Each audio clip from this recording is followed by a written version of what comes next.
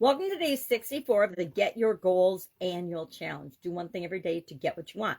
Today, Sharon Horne-Ellstrom here. Today we're going to talk about the superconscious mind. This is a little diagram. I got part of it from Bob Proctor, and part of it I added on my own to describe and talk about consciousness on different levels. Now, the superconscious, we talked about the conscious, and we're going to talk about either the conscious or the subconscious tomorrow. When it comes to our mind and our thoughts, 10% of the thoughts we think are conscious. 90% are subconscious, meaning on autopilot. And there's this debate over whether there is such a thing as a superconscious or not. I choose to believe that there is. And I'm going to read the definition because it's pretty interesting. A proposed aspect of mind to accompany the conscious and subconscious and or unconscious, able to acquire knowledge through non-physical or psychic mechanisms and pass that knowledge on to the conscious mind. So it transcends human consciousness. It's an awareness and a consciousness outside of ourselves, right? Our subconscious and our conscious. It's like above and beyond, which is why in the picture, I like to put it like a cloud in the sky, because it's out there all around us and we have the ability to tap into it. I'm going to share 7 ways that or 7 steps to tap into it, a process that you can use to tap into the superconscious. You may never have heard of this. I don't think I ever heard of the superconscious until I was probably in my 40s or 50s, maybe beyond. Well, not beyond, but it was probably my 40s or my late 40s, early 50s before I even knew that people thought about this, right? I was too busy living my life, raising my family, and things like that to actually think about what I was doing or think about my mind and how it works. The mind is really, really fascinating. Then I found another article yesterday. It was really interesting on different levels of consciousness or awareness. I'm just going to share that list, and then we'll hop into 5 steps to connect with your superconscious. And then our action item today is going to be to try that out. Try to tap into the superconscious about anything that you want, or superconsciousness for anything that you want, or a question that you have, or if you've got a problem that you're looking for a solution for. It's a great way to get outside of our own limited thinking, our own limited beliefs, and open ourselves up to the possibility of other things, other options, other solutions. This level of consciousness thing, I thought it was pretty interesting. It talks about our awareness, and it to me goes along with kind of the hierarchy of needs. Survival consciousness, relationship consciousness, self-esteem consciousness, transformational consciousness, internal cohesion consciousness, making a difference consciousness, service consciousness, and then full spectrum consciousness. And I would think that this is like an evolutionary development that human beings go through. All human beings won't go through all these evolutional consciousness levels, right? Some people will stay in survival mode their entire life. Others relationship, others transformation, self-esteem, internal cohesion. Some people will never achieve internal cohesion or making a difference. Some people will never care whether they make a difference in this life or not. Service and then full spectrum to me is like the ultimate personal development stage when it comes to our mind and consciousness. If you want to know where I am, I would have to think about it, but yeah.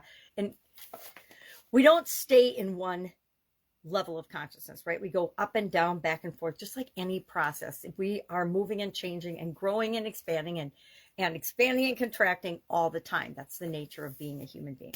So what are the 5 steps that we can use to tap into this subconscious mind? Why would we even want to? Well, we want to, like I said, because it opens us up to so many other possibilities. It allows us to tap in to information and things that we don't necessarily have to experience ourselves, or that we don't have to spend a lot of time and energy trying to figure out, because we can tap into the experiences of other people. And I actually think that this works. I am kind of kicking myself today because I should actually use this a lot more often than I do. So this is a reminder to me as well that we don't have to rely just on the information we can gather ourselves. We can get help. And this is just one possible way of help.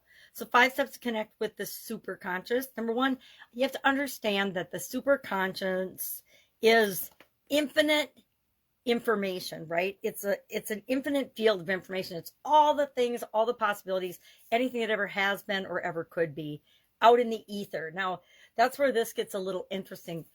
our universe, we don't understand how, and scientists do not understand how energy and our universe and everything works. We actually don't even know how electricity works. I mean, we know how we can use it and tap into it, but we don't know or understand the actual source of electricity. So it's like everything else. Everything is energy in quantum physics and in things like that. And I'm not going to talk about this because it's such a complicated subject.